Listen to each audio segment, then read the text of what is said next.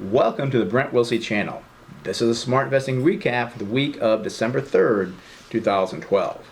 Monday, we had the PMI number come out. Now, this is the Purchasing Managers Index. Now, it looked good. It came out at 52.8, which is an increase from 51. It is showing signs of increasing new orders and output. Also on Monday, not looking so good, was the ISM number. This is the Institute for Supply Managers. This decreased from 51.7 down to 49.5. And the problem is if these numbers are above 50, that's a positive sign. Below 50 can indicate contraction. What the PMI saw was they saw increasing new orders and output. The ISM number saw contraction and weakening in employment numbers. So conflicting reports there. But we also saw on Monday, we saw the construction spending report come out at 1.4% above last month's 0.6%. So I think this helped the PMI number, but did not help the ISM numbers. So two positives, one negatives. I'm happy with that. Tuesday, we saw a surge, not really a surge, well, last week we saw a surge because of Black Friday in same-store sales. They're up 4.5%, but that included Black Friday. This week, we didn't have Black Friday. When consumers did, they did a lot during Black Friday. The next week, they took a break. But we're still up 2.1%, which is still very positive.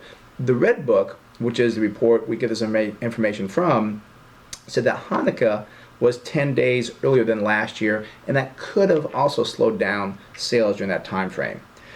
One thing I did notice since the peak in August of 2006, when oil imports and petroleum reached 13.4 million barrels per day, they have now fallen to under 8 million barrels per day. And this is a big help on our trade deficit. Now, we hear about all this bad news. We don't hear about the decline in petroleum products coming down from 13.4 million down to 8 million. This is positive stuff you need to know about, that not all things are bad. There are some good things going on as well. Wednesday, we had more economic news come out. Productivity rose to 2.9% from last month's 1.9%. The estimate was for a 2.8% increase, so a beat there. Also on Wednesday, we saw better factory orders than expected, coming in at 0.8% increase when the estimate was the estimate was a loss of 0.1%. So I talk about this inventory rebuild. I know it's a lot of people say, oh, I don't know what she's talking about, that's not going to happen, and so forth. I think there will be an inventory rebuild, which will help the GDP. Also on Wednesday, we saw the ISM non-manufacturing index, which was a positive surprise, coming in at 54.7, more than a full point higher than the estimate of 53.6, and also higher than last month's 54.2. So positive news there. And then I want to bring up and I always try to bring positive things to you to try to help you out. We hear all the talk about debt. Oh my gosh, debt is terrible. And it is. I do not like debt. But Bloomberg News did a report, and they said that borrowing in the U.S. by the private sector has declined by $4 billion, with current indebtedness at 3.2 times GDP. This is the lowest since 2006.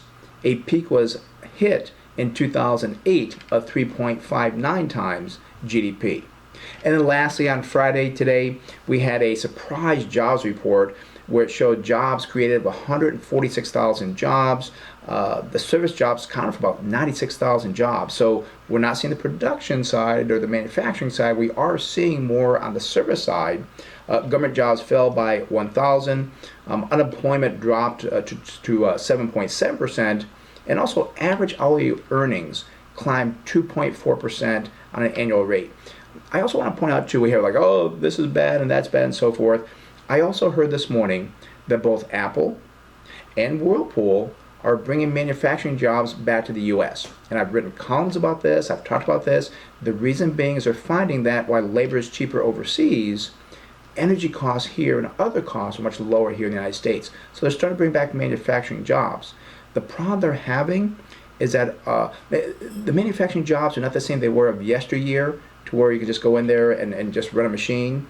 It is now taking more skilled manufacturers to where we need to have educated workers at, especially math. I guess these new machines, you have to know math and so forth. So what they're doing is that they're looking for skilled workers. So I'm telling people, please keep your kids in school. We need to be an educated workforce so the U.S. can continue on. One quick thing before I go, I didn't post this on the reports, but consumer sentiment did fall from 82.7 last month to 74.5, a big decline there. I think most because of fiscal cliff has really got people worried. My feeling is we will get through this. It will be resolved. Be patient on that. I'm Brett Wilsey. Have a good day.